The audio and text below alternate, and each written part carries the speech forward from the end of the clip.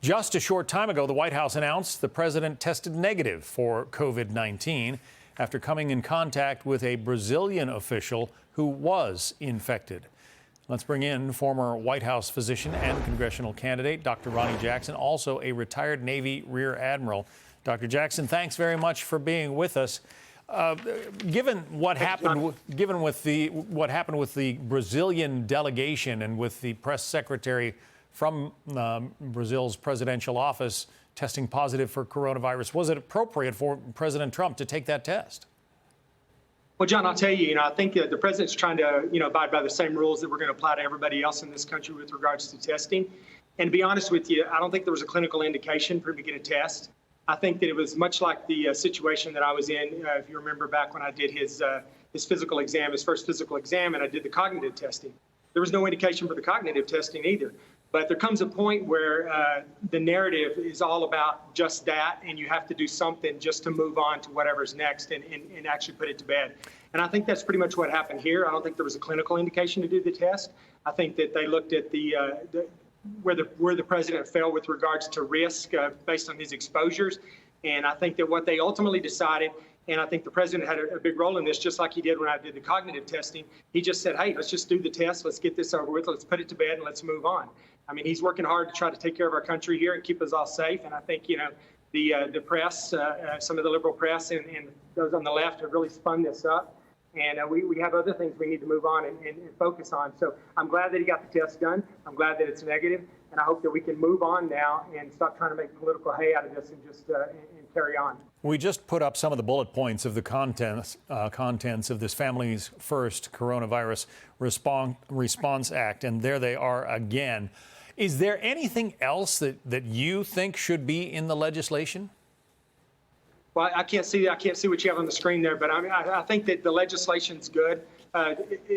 Based on what I know about it and what I've read, I think that there's probably stuff in there, that was forced in there. I think, that's kind of what upsets me as just an American here, is that sometimes there are folks that are using the crisis like this for political advantage and to get things into legislation that maybe shouldn't be in there, that don't necessarily address the problem. So I'd have to look at everything, but I think from what I've heard with the testing and the access and things of that nature, I think it's probably appropriate. And I'm sure the president wouldn't have, signed off on it if it had not been something that's appropriate for what we're facing. The president also has declared a national emergency. I want to play for you now some of the reasons that he said he decided to do that. Listen. Yesterday, I declared a national emergency, which was a very big deal because it opened up avenues that we would never be able to open up without it. It will make more than $50 billion available to us immediately in disaster relief funds. I'm still struck by how much life is changing in this country as a result of this virus that, although it has killed some people, it's a relatively small number, and primarily elderly people and people who were, had underlying medical conditions. In a couple of weeks, in a month, are we going to look back on this and say, we went overboard on this, do you think, Dr. Jackson, or are these steps simply prudent?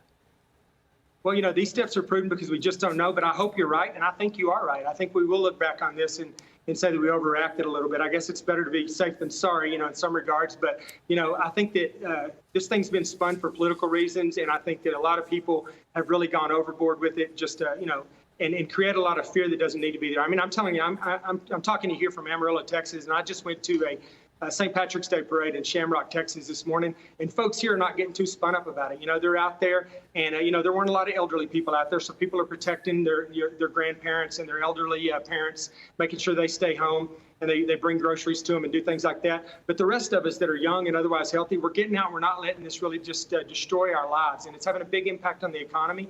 And we need to be able to get out and be together to some extent. Now, we're taking precautions. We're washing our hands. There's a lot of hand sanitizer out there, things of that nature. But I think that we will look back on this, John, and we will see that this was a little bit overblown, or quite a bit overblown, hopefully, and we'll be able to move on and do better next time. Yeah, when you look at the store shelves that have been cleaned out, you look at the athletic seasons, competitions that have been canceled, yes, universities that are canceling classes, to me, it's unbelievable what is happening as a result of this virus. Quickly, yes. I would say if you look at this potentially going on for weeks and weeks, we can't sustain something like that. So we need to figure out how to take a reasonable approach to this. And I think we've gone a little bit too far too fast with the cancellations and the things of that nature. The president is working really hard with a really great team to protect us, and we need to trust him to do that. Unfortunately, in this litigious society, people don't want to be held responsible for, getting this thing passed around. Dr. Ronny Jackson, it's good to have you on. Thank you.